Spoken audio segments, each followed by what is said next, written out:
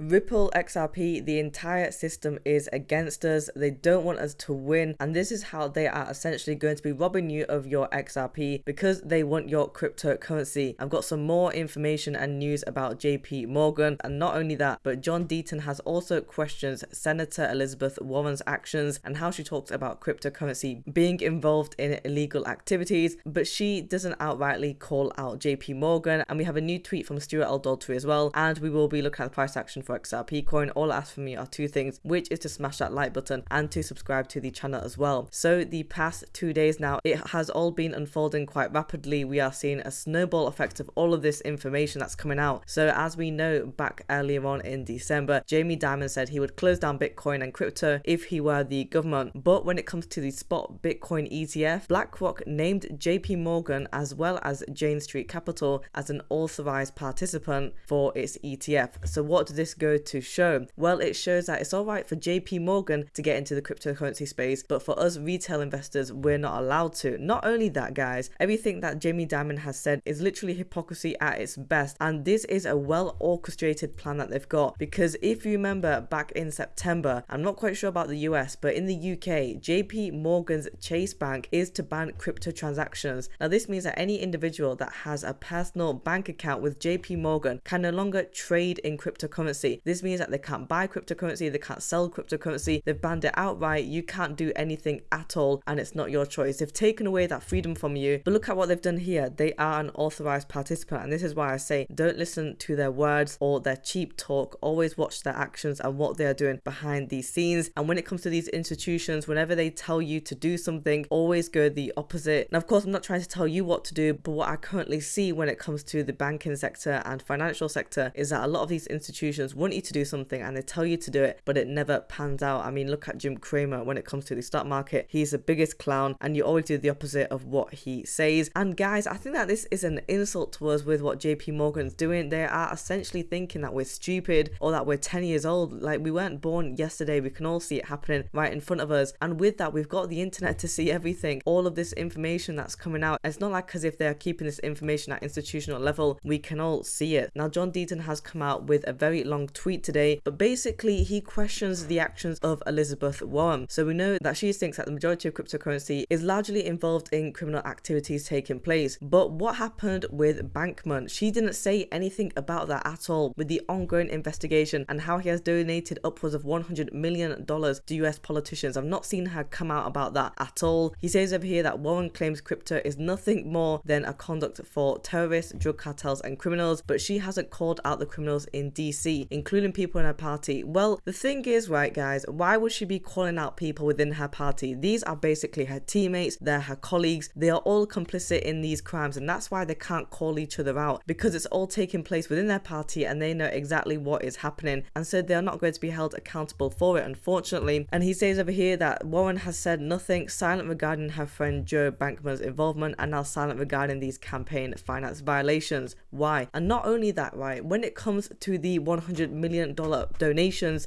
which I call bribery, will we ever know which US politicians actually received those donations? I'm definitely betting on the fact that they won't be releasing that information at all, because it would put them at harm. Despite her stance on crypto and being on the Senate Banking Committee, Warren has not asked for the notes between Gensler and Sam Bankman-Fried despite their 2 meetings. Why? Very valid question. In fact, we all know she gave Gensler the questions and answers to the questions she intended to ask before our hearing, although none of those questions were about Gensler's multiple meetings with Sam Bankman-Fried. Why? Did she coordinate with Jamie Dimon, who lied under oath and testified that the only use case for crypto is illicit activity, despite his company using crypto to conduct cross-border payments totaling $1 billion per month? Guys, this is why it's all theatrical at this point. It's basically a clown circus. They are saying that cryptocurrency is one thing, but we all know that Jamie Dimon increased his whole blockchain department by 100 employees to 300 employees by the space of 2 to 3 years. And in terms of cross-border payments, they are already involved in $1 billion of transactions, and they're only going to increase it. So at this rate, as retail investors, are we just going to sit here and essentially not buy XRP coin because apparently XRP coin is a fraud? And the reason why it's a fraud is because of the fact that the price is not moving and everybody is getting frustrated. Well, no, in my opinion, after seeing all of this information and evidence, it only makes me want to buy more XRP coin, because I know exactly what they are doing now behind the scenes, yet still people call Ripple and XRP a scam. But the whole of Congress and all these bank banking and financial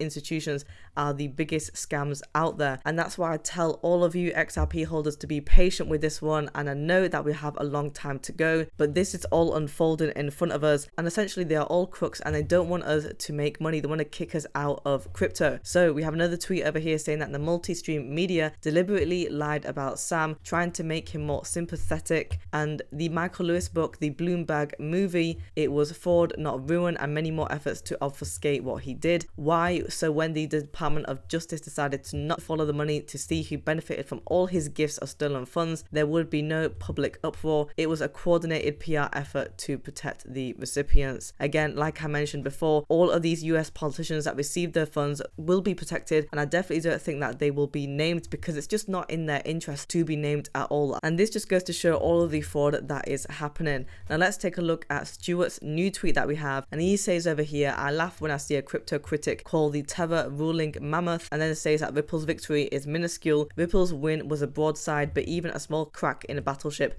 compromises its structural integrity and will eventually sink it. As we know, we are already winning against the SEC. It's 3-0 now to Ripple. The SEC are essentially breaking apart, and as we know, with all of this evidence coming out with the SEC telling lies and inaccuracies with their attorneys, there's a high probability and likelihood that Ripple will be winning in this lawsuit. And we also know that the main problem of this whole lawsuit is the fact that XRP is categorized as a security by the SEC, but XRP is not a security, and so we should be able to win on that one. Before we have a look at the price action, I just want to show you this small video of Brad Garlinghouse to see what he says between Ripple and the SEC. Has had 3 consecutive victories over the SEC on this. First, the judgment on July 13th saying very clearly XRP is not in and of itself a security. Second, the denial by the court for their request for an interlocutory appeal. And third, the dismissal with prejudice, the allegations against Chris Larson and myself. So, one of the things that people talk about is one of the definitions of insanity is doing the same thing over and over again and thinking you'll get a different outcome. The SEC is doing the same thing over and over again, and they think, I guess, they're going to get a different outcome. And this is why I think that the SEC are not going to win in this case. And we know that Ripple are standing on their own 2 feet. And I think that the XRP army is still strong. Now, I know a lot of people are getting frustrated with the price action and they're calling XRP a scam. But guys, with lawsuits, it takes a very long amount of time to come to a conclusion. And we know it has been a couple of years. So we're just going to have to wait it out a bit more. And this is definitely what is causing the XRP price to be pushed down. So we're currently trading at 0.6235 for today. We are down by 0.13% on the 1-day chart. For the 24-hour volume, we are down by 37.7%, and we are trading at $641.3 million. If we just have a look at the 1-month chart, we are only up by 3%, and we are much further down compared to where we were before. The lowest that we went to for the whole of the month was 58 cents, but we were able to bounce back up from there, and the lowest that we went to since then was probably in the range of 60 to 61 cents. Now XRP is 62 cents, and when there is a lot of people that are frustrated with the price action because it has basically been doing nothing, that's when we know that we could potentially see a nice price movement because it has been stagnant for quite some time. Guys, if you want daily Ripple XRP coin news, subscribe to the channel and like the video as well.